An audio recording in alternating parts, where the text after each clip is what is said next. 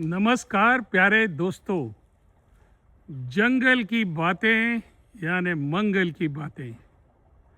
और जंगल की बातों में आज मैं आपको दिखाऊंगा मध्य प्रदेश का एक बेहद खूबसूरत इलाका और उस इलाके की शिल्पकला।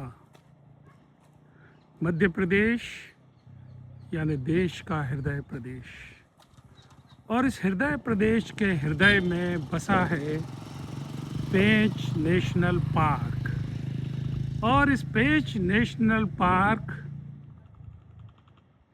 से लगा हुआ कलाकारों का, हमारे माटी शिल्पियों का सुंदर सा गांव है पचधार। तो इस पचधार में कला की कौन सी धारा हमारी संस्कृति और परंपरा को सदियों से पुष्ट करती चली आई है और आज भी पुष्ट कर रही है, ये आज के इस एपिसोड में हम जानने की कोशिश करेंगे। नमस्कार प्यारे दोस्तों, अभिवादन स्वीकार कीजिए राजीव शर्मा का जंगल की बातें यानी मंगल की बातें। तो प्यारे दोस्तों, पेंच नेशनल पार्क यानी मोगली से जुड़े हुए किस्से, कहानियाँ और दहाड़ते हुए पेंच के शानदार बाग और रूखड़ से लेकर टूरिया तक, दूसरे शब्दों में कहें तो जमतारा से लेकर नागपुर के ताड़ोबा तक प्रकृति की अद्भुत विरासत पेंच नेशनल पार्क के रूप में हमारे सामने है। और इस पेंच नेशनल पार्क के इस छोटे से खूबसूरत गांव पचधार की इस नन्ही सी जलधार को देखिए। ये पंचधार नदी है। गांव में इसे नाला भी कहते हैं। और इसी पचधार की धारा के किनारे बसा हुआ है ये पंचधार गांव। और इस पंचधार गांव में बसे हुए हैं ढेर सारे माटी शिल्पी, जो माटी की कला को, जिसे आजकल टेराकोटा कहने का चलन है, तो इन टेराकोटा शिल्पियों का शिल्प आप देखेंगे तो चमत्कृत होंगे। इस गांव में आकर आपको इतना सुंदर लगेगा क्योंकि ये बन चुका है एक टूरिस्ट विलेज। टूरिस्ट विलेज का मतलब एक ऐसा गांव कि जहां पेंच नेशनल पार्क घूमने आए हुए पर्यटक जब जंगल के राजा से भेंट के बाद जब स्थानीय समाज और संस्कृति को समझना चाहते हैं तो उनके सामने इस पचधार गांव में आकर और इन कुशल माटी शिल्पियों यानी हमारे प्रजापति समाज यानी हमारे कुम्हारों, कुंभकारों की कला को देखने का एक मौका है। और आप पाएंगे कि एक तरफ खेती हो रही है, पंचधार की पंचधारा बह रही है, और दूसरी ओर पंचधार में तरह तरह के शिल्प, यहाँ के कुशल शिल्पी अपनी उंगलियों से माटी को न केवल गढ़ रहे हैं, आकार दे रहे हैं, बल्कि उन्हें पका भी रहे हैं। और राज्य शासन के मदद से उनको दुनिया और देश के सामने प्रस्तुत भी कर रहे हैं। ये देखिए, ये पचधार के हमारे माटी शिल्पियों द्वारा आधुनिक पद्धति से लगाया गया भट्टा है।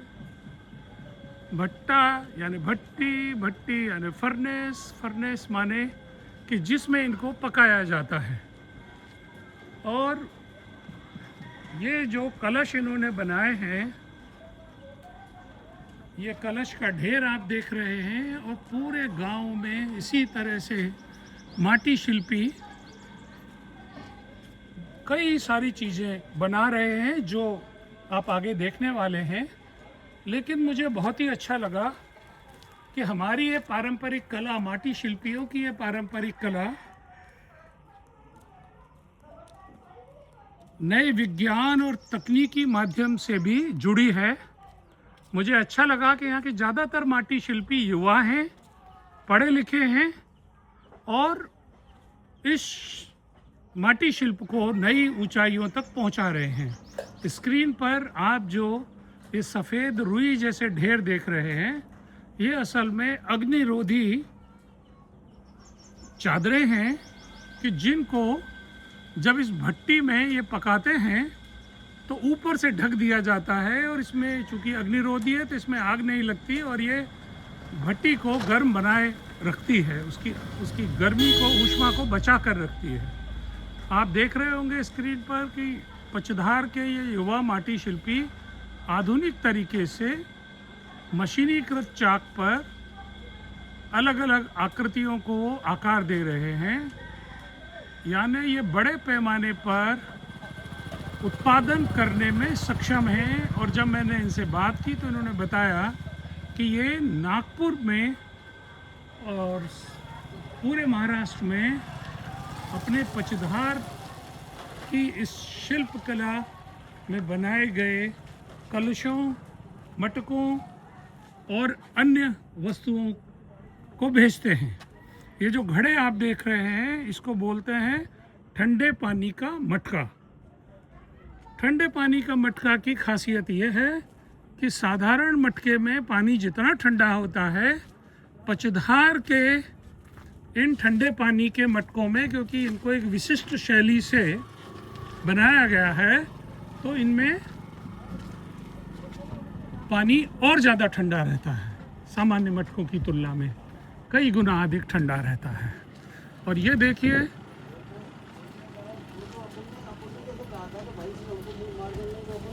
ये एक हमारे युवा शिल्पी श्री अक्षय प्रजापति और उनका परिवार है। पूरा परिवार मिलकर, भाई बहन माँ सब मिलकर, और कितनी तरह की चीज़ें इन्होंने बनाई हैं। और ये यहाँ के ऐसे शिल्पी हैं जो एकदम कस्टमाइज्ड प्रोडक्ट तैयार करते हैं। यानी आप इनको जो भी चीज़ बनवाना चाहें वो आप इनको ऑर्डर कर दीजिए और वो आपको कुछ ही दिन में बनाकर दे देंगे। आपकी सुविधा के लिए मैं अक्षय का मोबाइल नंबर आपको स्क्रीन पर दिखा रहा हूँ, जिससे आप चाहें तो आप सीधे भी बात कर सकते हैं, इनको ऑर्डर भी कर सकते हैं। कुल मिलाकर जंगल की बातें आपको सिर्फ जंगल के बारे में ही नहीं जानकारियाँ देता। जंगल की बातें जंगलों से जुड़े हुए जनजीवन, यानी हमारे अपने लोगों की कलाओं और शिल्प के बारे में आपको जानकारी देने का काम भी करता है। इस पूरे गांव में एक अनूठी जागृति है। तरह तरह के उत्पाद, जिसमें माटी के कुकर, माटी के चूल्हे, माटी के बर्तन, माटी की कढ़ाई, माटी का तवा और अनेक प्रकार की मूर्तियाँ, ये सब इन्होंने बनाए हैं। और ये यहाँ से दुनिया भर के बाज़ारों में जा रहे हैं और टूरिस्ट आते हैं और इनको बहुत ही जेन्युइन रेट्स पर इनको यहाँ से खरीद कर ले जाते हैं। तो धन्यवाद प्यारे दोस्तों। अक्षय, आप अपने काम के बारे में कुछ बताना चाहेंगे? कैसा महसूस करते हैं आप? सर अच्छा लगता है सर, मिट्टी मिट्टी से जुड़ रहा है ना, काफ़ी अच्छा लगता है सर। अपना काम। और इस काम को आगे बढ़ाने के लिए आपको क्या दिमाग में योजना है आपके? सर बस कुछ भी अपना जंगल झाड़ी जो भी नया नया दिखते रहता है वो सब बनाना ज़्यादा अच्छा लगता है। बहुत ही बढ़िया अक्षय, आप जैसे युवाओं पर हमें गर्व है कि जो भारत की संस्कृति, परंपरा और शिल्प को जीवित रखने के लिए थैंक यू सर। कोशिश कर रहे हैं। बहुत बहुत बधाई आपको।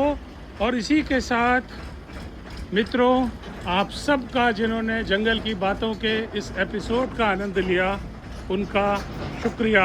नमस्कार।